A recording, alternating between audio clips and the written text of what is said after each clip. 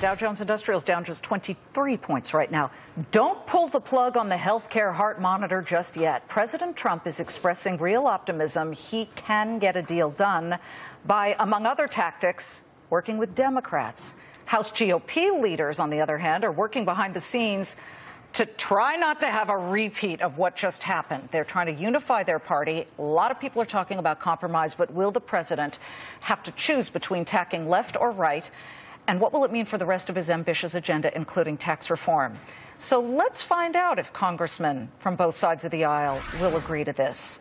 We have two, Democrat John Garamendi of California and Republican Jim Renacci of Ohio. I'll start with that very easy question. The president says, I want everybody to work on this, and everybody's going to end up saying yes. Renacci, Representative Renacci, yes or no? Well, for me, it's a yes. I do think that the president wants to get something done. He wants to work with both sides of the aisle. I'm somebody who does that all the time. So I'm hoping it's a yes, and I'm hoping my friend John says the same thing. Okay, to you, John Garamendi, yes or no? Of course we'll work together. And if you set the goals out there, which the president has said, he wants to have everybody to have insurance, great. He wants it to be affordable, terrific. And he wants it to provide the coverage that's necessary. Well, let's get about doing it. Has your phone, Representative Garamendi, rung, and have you seen a caller ID that says the White House? Because the president said that he's reaching out to Democrats, but he also said some immediate, well, Sean Spicer said it, that Friday, as soon as this thing went down, some Democrats started calling him. I wouldn't know about that. I was not among those who may have called him. But if we're going to work together, we certainly need to start in our own house. That was a very, very divisive situation last week.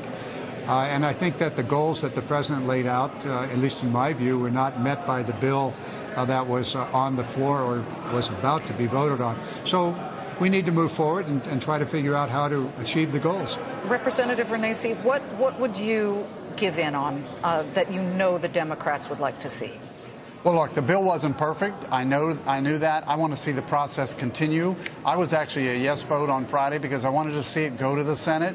The way sausage is made down here, you move it over to the Senate, they rip it apart, they send it back over. We need to be able to get the process moving. The biggest frustration I have in Washington is a lot of times the process never gets started. So I'm hoping that even though I didn't like many things in the bill, there were some things I did.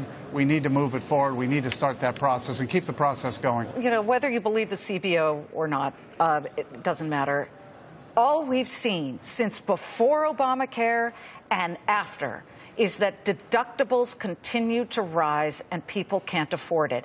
Everyone's inclined to blame you guys or blame doctors, blame the president. Why is nobody simply blaming the insurance companies? And Representative Garamendi, you were California's insurance commissioner.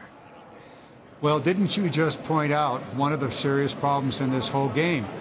We do know that the insurance industry, under the legislation that was proposed last week, was the big gainer. There was a huge, over $300 billion tax cut for them and their executives. They always are. Well, I've spent 8 years of my life battling the insurance companies. I know their game very well, and we've got to watch very carefully about the details because they will take advantage of the situation, particularly the CEOs who, in that legislation, the cap on CEO pay was removed, and we're talking tens of millions of dollars. It was outrageous. That's the thing, Representative Renacci. You know, in the end, somebody's getting that check. It's not necessarily the government, it's the insurance companies. So what do we do about that? And I know that you want eventually to have insurance people be able to cross state lines. That's great, but it's got to be more than that because they always find a way to jack up middle class and lower class and, quite frankly, higher class people's deductibles and everything that they have to put in. Well, first off, and John brought up the point of the cap on salary. Let's face it, that still gets passed through. So that's just a political discussion. What we really need to do is get to a point where we have competition in the industry, where we have opportunities for policies to be sold across state lines, all those things that we can do to drive costs down. You said it exactly right. People back home in my district, and I'm sure in John's district, are seeing premiums skyrocket and deductibles go up. They can't afford it. They just can't afford this. It's not the Affordable Care Act. It's not affordable insurance. So we need to work together to get insurance costs down. We need to get premium costs down and make things affordable. And then we got to get states also step step up and maybe have that safety net they need so that we can cover everybody as well.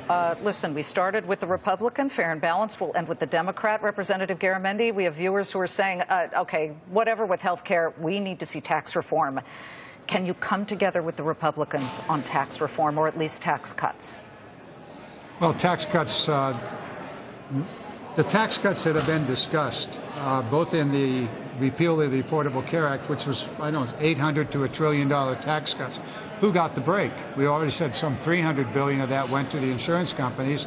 Another $300 billion went to the top 1 or 1/10%. So that's really a terrific break for the very, very wealthy, but the rest of the country... So you need to be middle class. It's got to be middle class, but then you've got to also deal with the deficit issue. Right. Because tax cuts is a reduction in revenue, and unless offset, you're going to wind up with a deficit. So what gets cut? All right. Listen, it's great to have both of you. Will you both join us again together? Because I like this dynamic, and I think it's important for our viewers. You call. I'll be here. Okay. I will, too. Okay. We'll be here. That's what I like to see. Congressman John Garamendi of California and Congressman Jim Renacci of Ohio. Good to see you.